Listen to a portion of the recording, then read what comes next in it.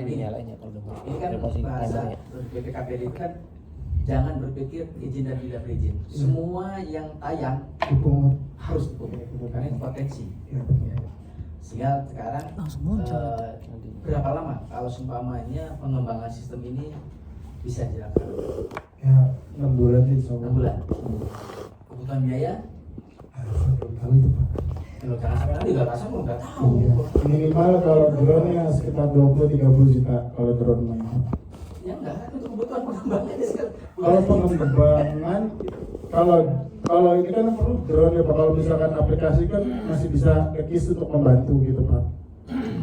Oke. Oke, saya langsung tadi pola pikir. Oke, baik. Kalau gitu saya langsung narik ke terakhir bahwa dari upaya nanti inisiasi dan juga nanti kita akan melaksanakan penentuan titik-titik tadi secara drone. Nah tentunya sudah menapis tidak antara yang berestetika dan yang berestetika. Kalau begitu. Contoh ini ya, kalau berestetika.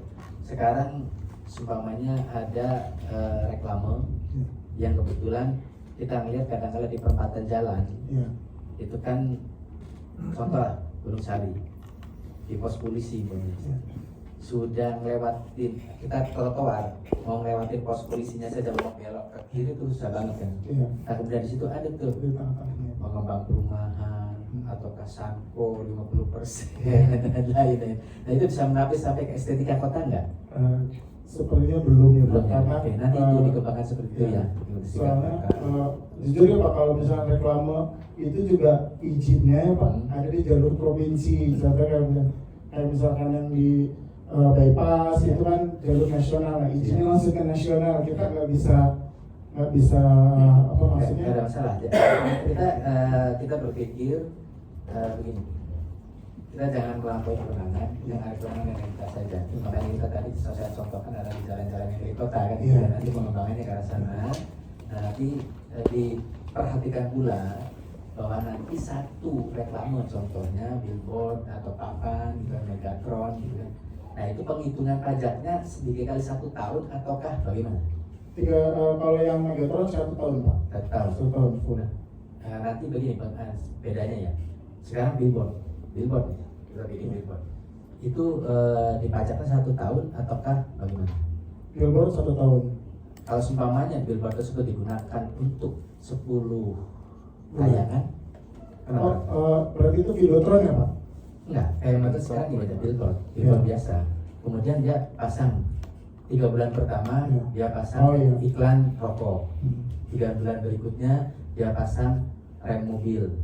Kemudian 3 bulan berikutnya pakai alat kecantikan. Nah itu seperti apa? Kalau di kita ya Pak, biasanya tidak ada yang, maksudnya rokok kecantikan itu nggak ada. Biasanya langsung satu vendor rokok ya rokok gitu, karena pajaknya berbeda dengan yang non rokok, karena NJOP bakal ditambah 50%. Oke, nanti saya titip kalau ini dikembangkan sudah bersifat muatan tayangan dan lamanya dia tayang, bukan 1 titik. Karena 1 titik bisa dipakai untuk beberapa orang. Karena kalau kita melihatnya 1 kali iklan 1 menit saja itu bisa 3 perusahaan masuk. Itu harus lihat sampai sana ya nanti sistem ini harus bisa AI-nya harus berjalan ke sana untuk dikembangkan ya. Bisa dia. Oke, semangat. Lanjut. Cukup sekian dari saya. Assalamualaikum warahmatullahi wabarakatuh. Baik, terima kasih. Yang berikutnya Anita Cesaria Eskom. Kalau enaknya duduk apa-apa ya? Iya. Relax aja. Jadi Pak sambil duduk. Dekis inovasinya tentang cek stunting dan mentornya tadi saya lupa ya belum menyebutkan, mentornya adalah Pak Habib Igof dari Dekis. Silakan. Assalamualaikum warahmatullahi wabarakatuh. Waalaikumsalam. Izin Pak Sekda, Pak Kadis dan rekan-rekan semua. Saya Anita dari Dekis. Inovasi yang ditawarkan yaitu cek stunting geospasial, cegah dan evaluasi kasus stunting berbasis geospasial. pada dasarnya cek stunting adalah sistem informasi untuk penanganan stunting berbasis kewilayahan. Nanti di dalam cek stunting ada beberapa modul yang saling terintegrasi, Pak. Contohnya satu, ada modul pengolahan data. Nanti bisa import data dari CGZ ke Menkes, data pusat untuk stunting se-Indonesia. Kemudian nanti ada pengelolaan tindak lanjut laporan dari masyarakat. Jadi saya punya ide untuk bikin modul melaporkan kasus stunting yang masyarakat misalnya lihat ada saudara atau tetangganya kasus stunting bisa dilaporkan melalui aplikasi ini. Kemudian ada literasi digital. Nanti ada website khusus untuk informasi seputar stunting, dan idenya adalah nanti ada relawan yang join juga di aplikasi ini, Pak. Jadi stunting ini penanganannya tidak hanya nakes atau pemerintah Kota Cirebon, tapi relawan juga disebut serta. Kemudian ide yang dimunculkan juga peduli stunting. Peduli stunting ini adalah program untuk masyarakat atau pihak swasta bisa membantu penanganan stunting. Misalnya ingin membantu CSR di Kota Cirebon fokus di stunting, nah ini bisa nih Pak. Jadi intinya cek stunting adalah sistem informasi untuk menangani stunting dan semuanya bisa terhubung dalam satu sistem yang menghasilkan informasi dalam bentuk dashboard. Jadi saya sudah bikin dashboardnya Pak seperti ini. Dashboard ini nanti ada literasi digital. Ketika nanti masyarakat membuka cekstunting.cirebon.kota.go.id, nanti akan mengarah ke satu website khusus literasi digital tentang stunting. Kemudian peduli stunting, program yang tadi disebutkan, masyarakat atau pihak swasta bisa ikut serta dalam membantu menurunkan stunting dengan memberikan makanan bergizi atau apapun.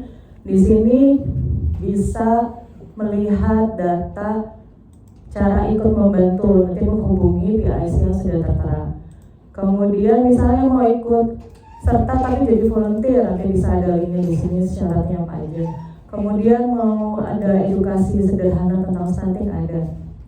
Mau donasi masyarakat atau pihak swasta, ini juga di sini sistemnya ada. Kemudian ada distribusi bantuan. Bantuan yang tadi sudah dikumpulkan akan bisa terekam dalam sistem ini. Contohnya nanti di sini ada berapa total paket, kemudian yang disalurkan berapa, nanti akan terekam di sini. Pihak swasta bisa melihat bantuannya sudah disampaikan atau belum. Kemudian ada wilayah prioritas. Nah ini yang menjadi fokus keunggulan dari aplikasi ini, karena pengalaman saya sendiri mau tahu wilayah yang banyak balita stuntingnya di mana saya nggak tahu, dan itu juga pengalaman Pak Ma'ruf mengalami kesulitan melihat data stunting di Kota Cirebon. Jadi ini menjadi fokus saya untuk membangun inovasi cek stunting geospasial. Selain itu di dashboard ini juga yang tadi saya sudah sebutkan ada wilayah zona berbasis kewilayahan, data stunting. Nanti yang merah itu adalah yang wajib menjadi prioritas. Kemudian ada wilayah zona sedang, nanti kelurahan atau kecamatan mana aja yang masih ada stunting tapi nggak sebanyak yang wilayah zona prioritas. Kemudian ada wilayah zona aman, nah ini stuntingnya sudah kurang dari 10%. Kemudian di sini ada target per bulan atau nanti bisa dimasukin targetnya per bulan berapa, nanti akan kelihatan sudah tercapai berapa persen. Lalu di sini bisa melaporkan kasus yang tadi saya sebutkan di awal, bahwa masyarakat bisa ikut serta untuk melaporkan kasus stunting yang ada di lingkungannya. Nanti bisa melaporkan siapa nama pelapornya, orang tuanya, nama orang tua balitanya, maksudnya alamat dan data yang berhubungan. Bisa dicek di mana? Bisa di sini. Nanti contoh ya.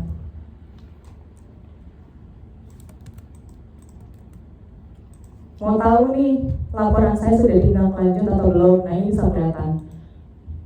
Laporan diterimanya tanggal berapa, diverifikasi tanggal berapa, dan ada informasi petugas yang menindak lanjut. Kemudian pengen lihat seberapa banyak sih laporan dari masyarakat, bisa lihat data statistiknya. Selanjutnya di dashboard ini juga ada data geospasial, karena ini utamanya yaitu bisa melihat data berdasarkan kecamatan. Nah ini misalnya saya melihat rumahmu koko, di sini ada titik yang merah, ada titik yang hijau, terus nanti bisa kelihatan. Mungkin ini karena data dummy jadi belum data yang sebenarnya, tapi kurang lebih seperti itu. Bisa melihat data berdasarkan wilayah. Misalnya mau lihat RT yang mana yang paling banyak, nah di kecamatan Jamti misalnya, kelurahan Argasunya, RT mana sih yang paling banyak? Oh ternyata di RT 1, di RW 1 ini yang paling banyak stuntingnya. Dan nanti donasi dari masyarakat atau dari perusahaan bisa fokus ke daerah yang memang masih tinggi data stuntingnya. Dan ini bisa melihat tren penanganan stunting di Kota Cirebon 6 bulan terakhir. Ini juga bisa melihat stunting tertingginya, ini berdasarkan kecamatan yang tadi dipilih. Misalnya, nah ini bisa kelihatan Kalijaga tinggi dan Kesenden yang tertinggi. Ini contoh datanya. Terus lain-lainnya nanti pengembangan selanjutnya jika memungkinkan ini terintegrasi dengan CGZ Kemenkes Pak yang tadi Bapak sebutkan. Nanti Nakes atau dinas pengampunya input data di cek stunting, lalu di CGZ nanti datanya otomatis muncul di sini, atau sebaliknya input di sini nanti muncul di CGZ. Itu pengembangan selanjutnya jika memungkinkan kami bisa ke pusat Pak. Sekian dari saya. Wassalamualaikum warahmatullahi wabarakatuh. Waalaikumsalam. Terima kasih Mbak Anita. Kami persilakan. Anita, Ya, sistem itu sudah diulangi. ya, sudah ada prototipe Pak. Semua bisa mengakses ke sistem itu. Iya, rencananya Pak. Siapapun menggunakan itu. Betul, Artinya berarti harus ada perlindungan betul. data gitu kan. Sejauh mana antara perlindungan data yang existing dan yang nanti baru datang? Jadi level masyarakat hanya bisa melaporkan data balita. Nanti informasinya semua lewat email. Jadi masyarakat itu tidak bisa mengakses sistem. Sebenarnya secara dashboardnya nggak bisa, di belakang layarnya, backendnya nggak bisa. Nah nanti perlindungan datanya dari sisi security coding dan keamanan jaringannya juga diperketat Pak, supaya tidak bisa tersebar, dan kayak data sensitif seperti ini itu nanti dienkripsi, tidak bisa sembarangan bisa dibuka. Kemudian kita juga nanti nggak akan ada KTP, maksudnya foto KTP itu nggak ada, cuma ambil data dan perlindungan datanya nanti diperkuat dari sisi teknis Pak. Kemudian database yang pertama masuk di sistem yang dibuat oleh Anita ini terintegrasi dengan data mana? Ataukah mandiri untuk mandiri? Sebetulnya ini nanti terintegrasi dengan data CGZ. Jadi di CGZ itu ada fitur export Pak. Nanti bisa diambil bentuknya file Excel, nanti bisa diimport. Saya sudah bikin tampilan desainnya tuh kurang lebih kayak gini. Nanti ngambil file Excel dimasukin. Untuk jangka pendeknya itu dulu sih Pak. Iya, bisa. Nah kemudian gini, kita sudah pasti dalam rangka penanganan penuntasan stunting, tentunya kan sudah terpilah. Kenapa sih dia itu stunting? Apakah memang dari awal saat mengandung ibunya yang kurang gizi klinis, ataukah berkaitan dengan kalau kita disebut yang kayak tadi? Kemudian apakah nanti pada saat waktu si perilaku ibu menyusui yang kurang baik, kemudian sampai kepada penapisan saat waktu si ibu menyediakan atau membuat asupan makanannya, anaknya rewel sehingga sudahlah sesuka anak aja dimasuk kayaknya apa? Ada nggak ya sebenarnya data-data tersebut tetap sih nggak di situ? Data-data tersebut nanti akan kelihatan Pak, maksudnya ciri-ciri balita stunting itu seperti apa, terus penanganan pada saat hamilnya seperti apa.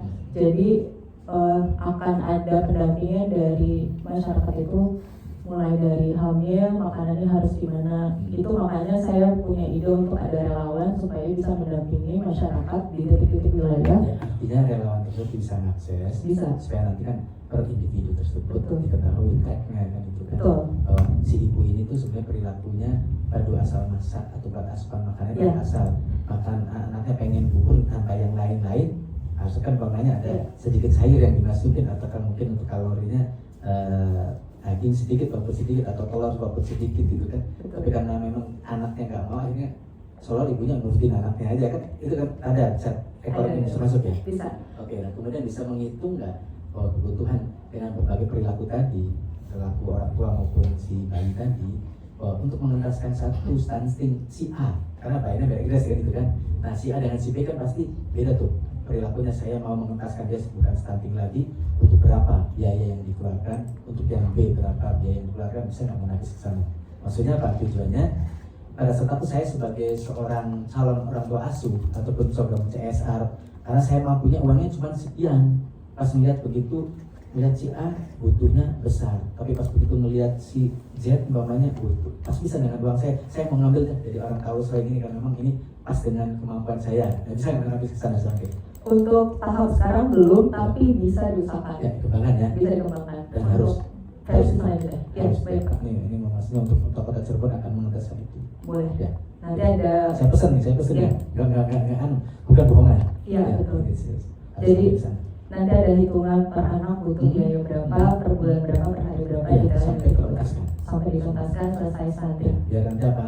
Nanti kita jual kekurangan kita itu kepada semua yang berminat untuk bertikat baik untuk mengentaskan stunting. Betul. Oke. Masih ya. Ya, Tapi siap ya? siap Pak. Bisa ya? Bisa. Berapa lama kalau umpamanya mengembangkan untuk pengentasan tadi sampai penghabisan? Sampai pernah 6 bulan Pak. 6 bulan, Ya. nggak kelamaan 3 bulan. Nanti pas begitu Januari 2026 bisa launching. Insya Allah Pak. Coba. Ayo Pak habis dulu. Saya nanya membantu kepala BPKT, angkanya disebutin terus nanti itu. Oke. Insya Allah bisa Pak. Oke, makasih lanjut Pak. Terima kasih. Punten, Pak. Janji ya. Ambil ya. Ya Pak. Baik, applause dulu deh untuk